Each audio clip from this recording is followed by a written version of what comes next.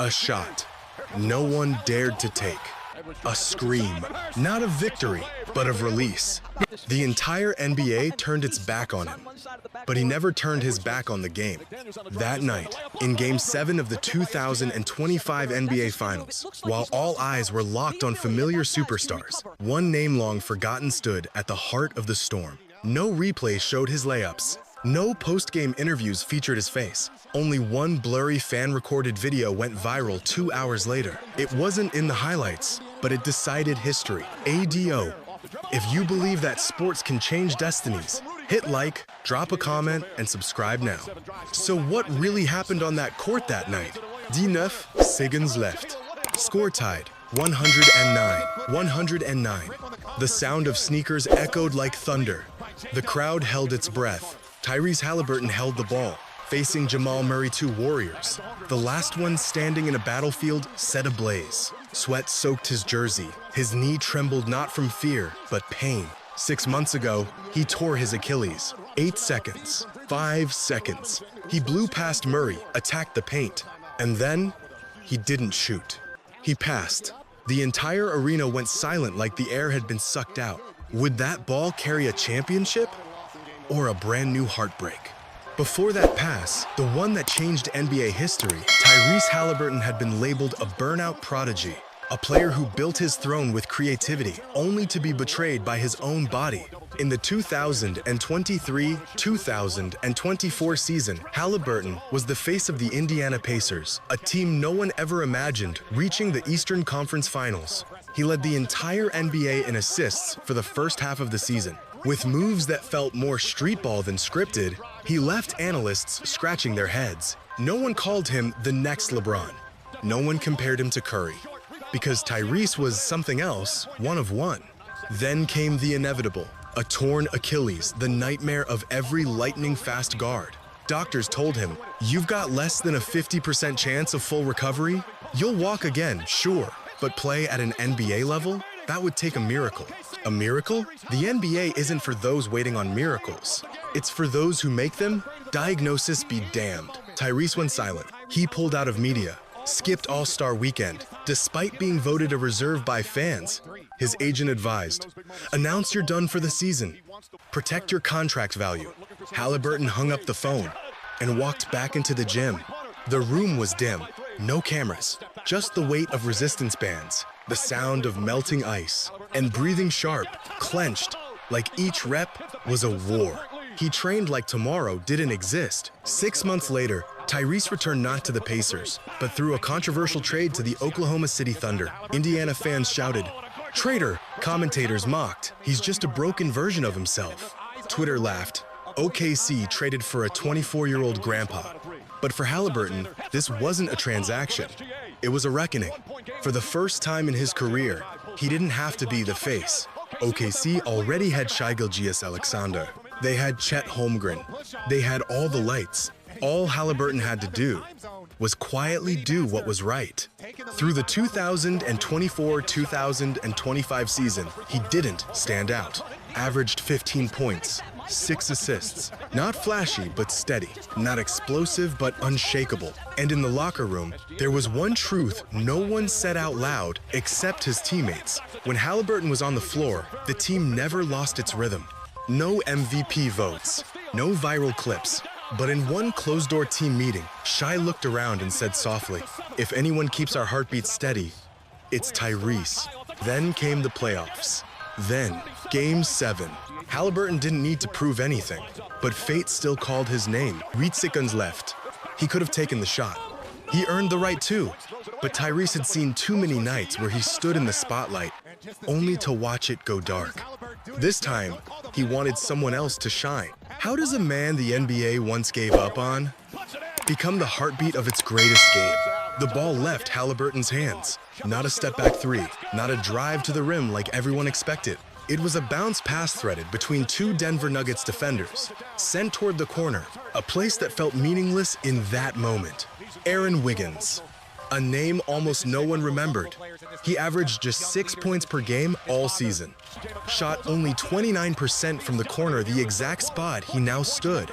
But the ball found him. Because Tyrese Haliburton believed Wiggins caught it, turned instinctively. 0,8 seconds left. The shot left his hands.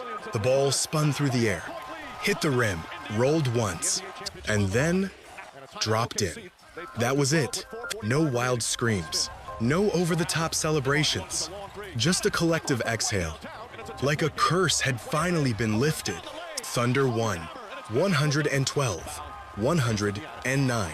Their first ever NBA championship.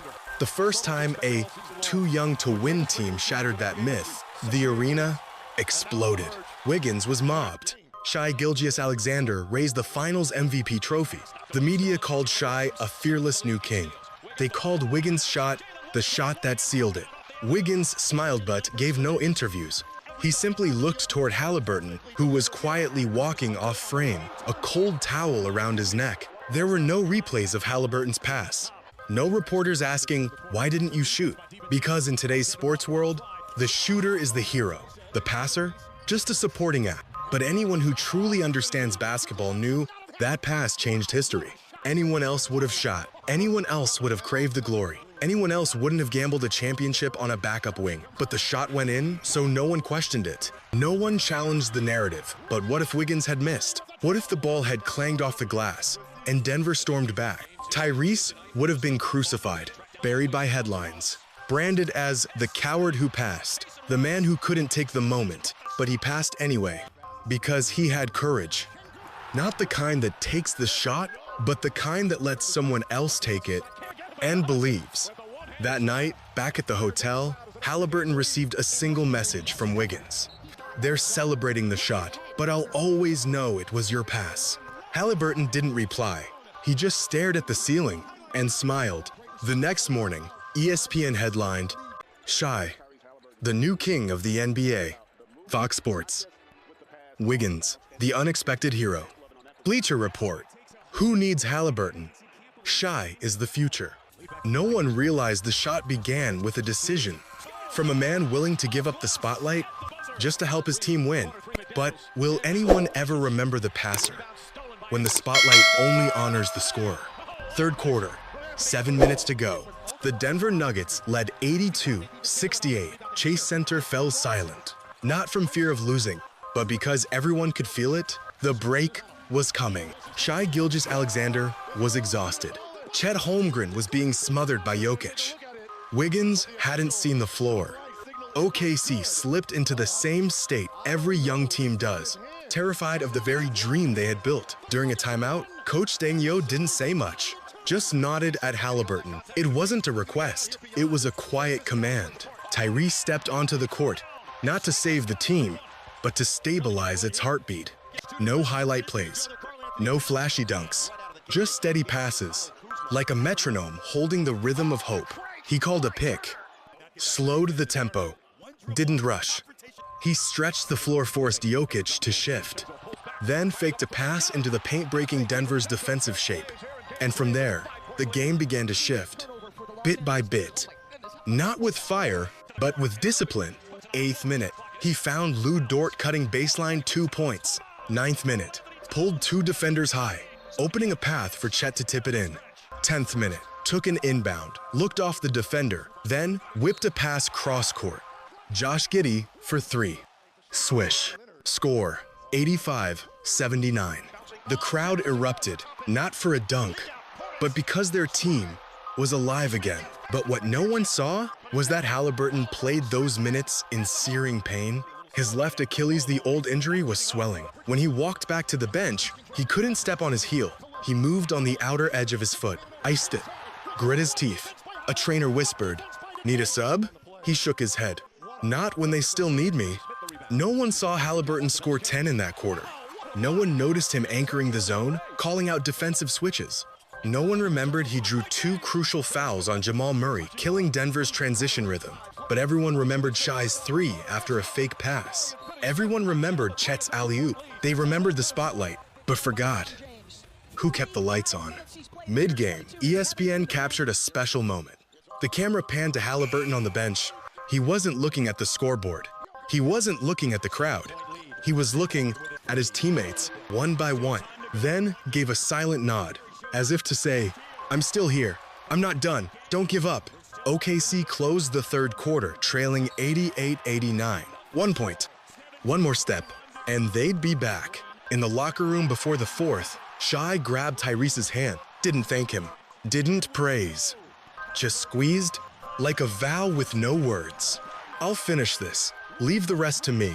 Tyrese sat down, took off his left shoe. His ankle was bruised and swollen, but no one saw him flinch. No one heard him complain, because to him, pain wasn't as terrifying as watching his team collapse without fighting to the end. There were no tributes, no cameras rolling, no viral clips, but in the hearts of every teammate, one thing was crystal clear. We're still alive because he kept our heartbeat going. Maybe real victory is rising after you've been broken. 3 days after the historic game, Haliburton still hadn't done a single interview. No personal highlights, no awards. Not even a single official tweet from the NBA mentioned his name. Meanwhile, Wiggins was celebrated. Shai landed the cover of Sports Illustrated. The NBA even launched a Air to Curry campaign centered entirely around Shai. Everyone seemed to forget the man who made that final shot possible. On a podcast, a journalist from The Athletic finally asked, if Tyrese hadn't made that pass, would the shot have even happened? Why wasn't the MVP given to the one who anchored the soul of that game? A few hours later, a shaky fan-recorded video from the nosebleeds went viral across social media. The footage was blurry. The angle was unstable, but one thing was unmistakable. Haliburton had thrown his entire body into 2 defenders just to create the tiniest window for the final pass. One fan commented, he didn't need the spotlight. He just needed his team to win. A college coach wrote, in coaching, we call that a sacrificial play. But for Haliburton, it's a way of life. The public began to speak up. The hashtag number recognized Tyrese trended on Twitter. Still, the NBA remained silent. Until Wigginson, a late-night talk show, finally said what no one else would. If you're gonna call someone a hero, then call the real one by name. The shot was mine, but the win belonged to Haliburton. The studio went quiet. The host tried to steer the conversation elsewhere. Wiggins leaned back and doubled down. He's the only one who didn't chase the spotlight, and that's exactly why he deserves it. The next day, ESPN published a feature titled The Silent Playmaker, the first mainstream recognition of Haliburton.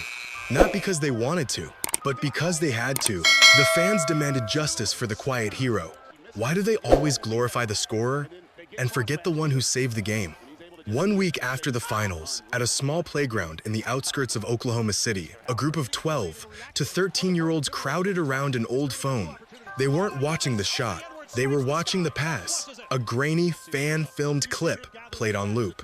One kid said out loud, "I want to learn how to pass like that." The coach smiled. For the first time in years, he heard something new. Not "I want to dunk," not "I want to hit threes," but "I want to pass." The name Haliburton was no longer just a star in the NBA. It became a symbol of silent sacrifice, a steady flame strong enough to keep a whole team warm. In OKC, a local court was renamed Tyrese Court. No statue, just an old wooden sign that reads, "Where great passes begin." The story spread. High school coaches started invoking Haliburton like a philosophy. The media wrote about him no longer for clicks, but like they were retelling the journey of a man who quietly changed everything. In Tulsa's underserved neighborhoods, a youth project called Backcourt Vision was born, teaching kids not just how to dribble, but how to create, sacrifice, and pass it forward. Haliburton declined every talk show invite. He showed up in one place only, his old high school in Oshkosh, Wisconsin. Standing in front of 300 students, he said one sentence: "Just because your name isn't called doesn't mean you don't matter." Sometimes, silence is the loudest voice a team needs. In an era where every highlight has to go viral, where every win must have a face, Tyrese Haliburton taught the world something else. Not everyone who wins stands in the spotlight. Some step back, so the team can move forward. And they are the true foundation of greatness. Young people began to speak of him like a concept. Haliburton wasn't just a player. It was a way of life, a mindset where fame isn't the goal, but the byproduct of doing things right, where the self is not the center, but a link in something greater. The team, the community, the whole. On Reddit, a post went viral. I used to dream of being the one who scored. Now, I want to be Haliburton. It earned over 1 million upvotes, not because of flashy words, but because of truth. In schools across the country, Tyrese's story was added to ethics lessons, not as a sports idol, but as a reminder, doing the right thing might never be recognized, but it still must be done. And if everyone does what's right, the team, the world, the next generation will thrive. On the 12th of July 2025, an NBA fan survey revealed 78% believed Haliburton deserved Finals MVP. 83% said silent heroes should be publicly honored. 91% said, I learned something from the way Tyrese plays. And then, something strange happened. In the 2026 draft, the number of pass-first point guards skyrocketed. Analysts called it the Haliburton effect, but coaches had a better name. A generation that knows how to step back so the team can leap forward. Across the country, kids no longer dreamed of being the one to take the last shot. They dreamed of being the one who gave the ball to the right person. And that was a revolution of spirit. No trophies needed, no spotlight required, just a sense of duty to the game. If a shot can win a game, then a pass brave and selfless can change history. If Haliburton's spirit touched your heart, hit like. Share your thoughts in the comments and don't forget to subscribe. We need more people like him not to shine, but to keep the light alive for others. Will we keep standing on the sidelines or come together to keep that flame burning?